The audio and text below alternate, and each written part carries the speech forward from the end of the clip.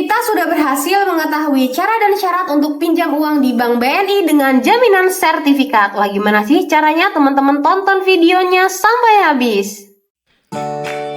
Video ini dipersembahkan oleh tutorial harian, ilmu harian dalam mengatasi permasalahan yang kalian inginkan. Halo teman-teman tutorial harian, kembali lagi di channel YouTube tutorial harian, ilmu harian dalam mengatasi permasalahan yang kalian inginkan. Wah, gimana nih kabar dari teman-teman semua? Semoga selalu sehat ya teman-teman. Oke teman-teman, kita di sini masih di dalam segmen perbankan ya. Lebih tepatnya di sini Mimin masih membahas terkait dengan penggunaan dari Bank BNI. Buat teman-teman semua di sini baru bergabung, jangan lupa untuk subscribe dan nyalakan lonceng notifikasi supaya teman-teman gak ketinggalan video-video kita selanjutnya ya. Nah, lebih tepatnya di sini Mimin bakalan kasih tutorial ke teman-teman terkait dengan cara dan syarat untuk pinjam uang di Bank BNI dengan jaminan sertifikat tentunya.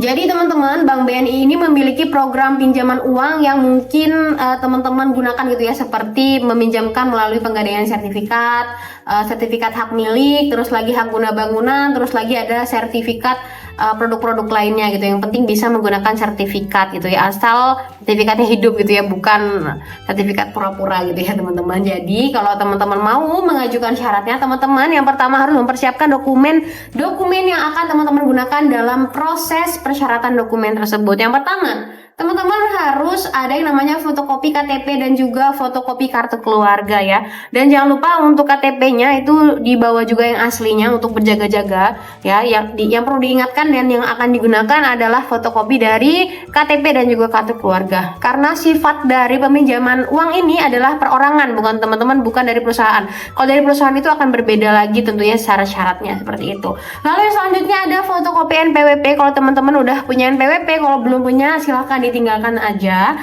Terus lagi untuk dokumen selanjutnya adalah slip gaji terakhir gitu ya, 3 bulan terakhir. Kalau teman-teman nggak punya slip gajinya, teman-teman bisa pakai laporan keuangan usaha. Bikinnya di mana sih di laporan keuangan usaha? Teman-teman bisa bikin di kelurahan ya, untuk laporan keuangan usaha gitu. Selanjutnya yang terakhir untuk dokumennya adalah teman-teman membawa rekening koran atau buku tabungan 3 bulan terakhir ya teman-teman.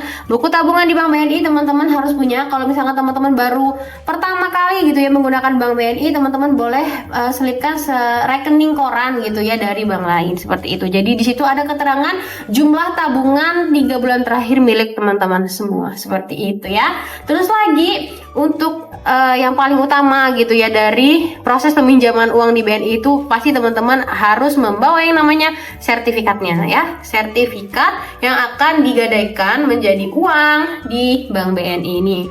Mimin punya contohnya, ini ada Badan Pertahanan Nasional Republik Indonesia sertifikat tanda budi hak gitu ya di sini.